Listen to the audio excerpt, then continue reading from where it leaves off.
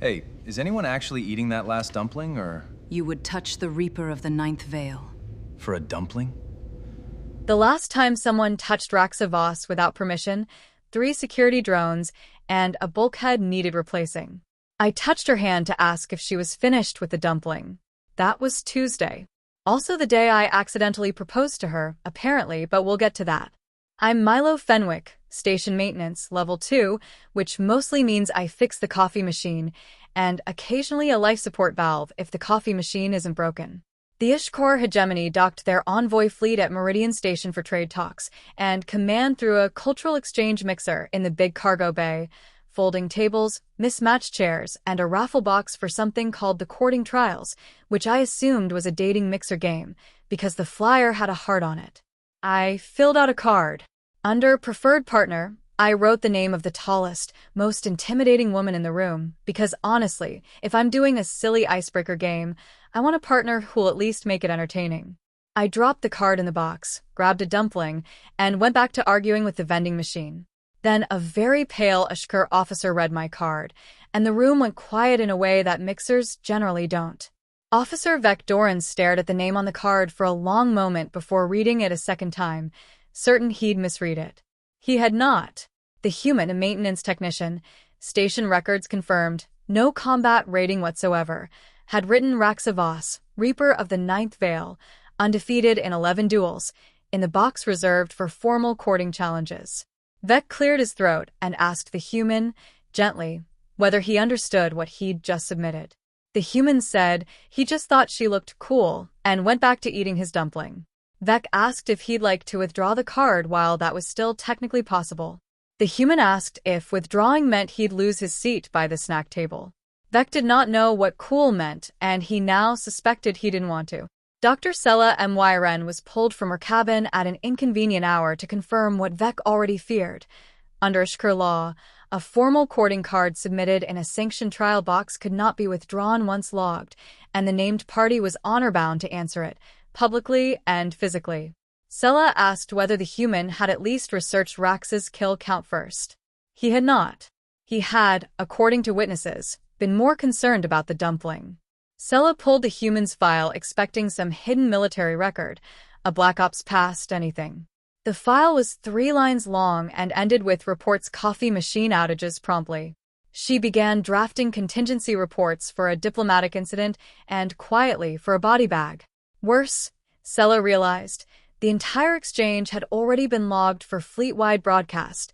Every hegemony vessel from here to the Ninth Veil would watch this. If the Challenger died in 4 seconds like the others, it was a footnote. If Raxa lost to him, it wouldn't just be embarrassing. It would be unprecedented, and the hegemony had no protocol for unprecedented. Sella did not sleep that night. Word reached Warmother Thessa Voss, Raxa's own mother, before it reached Raxa herself. Thessa demanded to know which fool had challenged her daughter, expecting a rival house, an old blood feud, some grudge finally come due. Instead, she was shown a maintenance requisition photo of a tired human in a stained jumpsuit holding a mug that read World's okayest technician. Thessa asked twice if this was some kind of joke. It was not. She called for the human's full combat dossier and was handed an empty folder, because Meridian Station had genuinely never thought to compile one.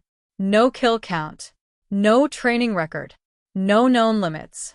For the first time in longer than she cared to admit, Thessa Voss had absolutely no idea what she was looking at, and that frightened her far more than any dossier full of horrors would have. By the time Raxa herself was informed, half the envoy fleet had crowded into the observation gallery, because nobody wanted to miss whatever happened next. Raxa, to everyone's surprise, did not seem angry. She seemed curious, in the specific and terrifying way she got right before a duel, the same look she'd worn at the Ninth Veil, moments before removing an opposing champion from the timeline entirely. She asked her aide a single question: had the human trained? Her aide checked the file and said the human's only listed combat experience was, "One time I fell down a maintenance shaft and landed on a guy." Raxa smiled slowly. It was not a comforting smile, and nobody in the gallery breathed easier for having seen it. I didn't know any of that. What I knew was that a very tall, Very striking woman with glowing purple markings walked up to my table, set down a tray, and told me, with total calm, that she accepted my challenge and would meet me in the sparring ring at the fourth bell. I said sure, figuring sparring ring meant some kind of team-building obstacle course, and asked if I should bring my own gloves. She said no gloves would be necessary. I said cool, and asked if she wanted the last dumpling. She looked at the dumpling for a long moment, then at me, then took it. I decided that was a good sign. The gallery was packed by the fourth bell. Commander Thessa attended personally, along with half the trade delegation, several very nervous human diplomats who'd finally figured out what was happening about 40 minutes too late, and Vec, who had already begun composing an incident report titled Incident Preliminary. Sella stood beside him, with a medkit rated for injuries far worse than anything Meridian Station's infirmary usually handled. Nobody expected the match to last more than a few seconds. Technically, they were correct. Raxa opened with a strike that had ended champions twice her opponent's size. I ducked because the overhead light flickered and I flinched, which, by pure accident, put me exactly outside the arc of her blade gauntlet.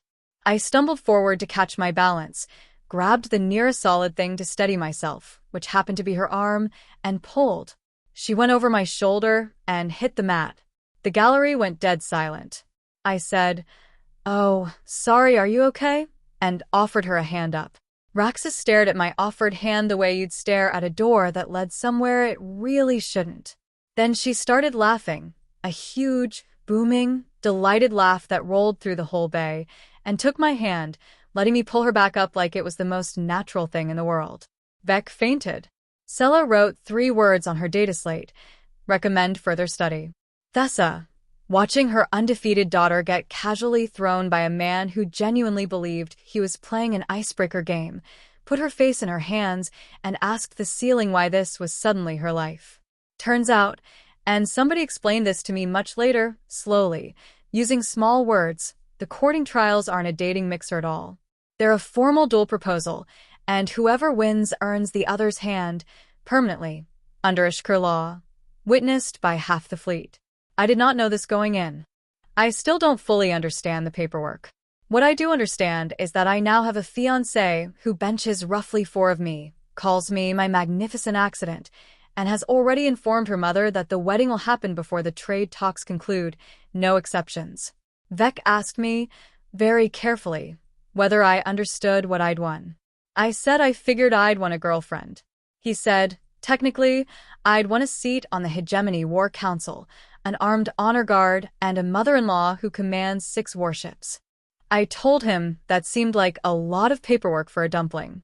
He agreed, and then asked, even more carefully, whether I'd be willing to fill out 1 more card sometime, for research purposes. I said sure, as long as there'd be snacks. I just wanted the dumpling. Instead, I got a wife who could remove a bulkhead with her bare hands, an in-law who apparently commands a fleet, and a strong new policy of reading the fine print on raffle boxes. Anyway, the coffee machine's broken again. I should go look at that.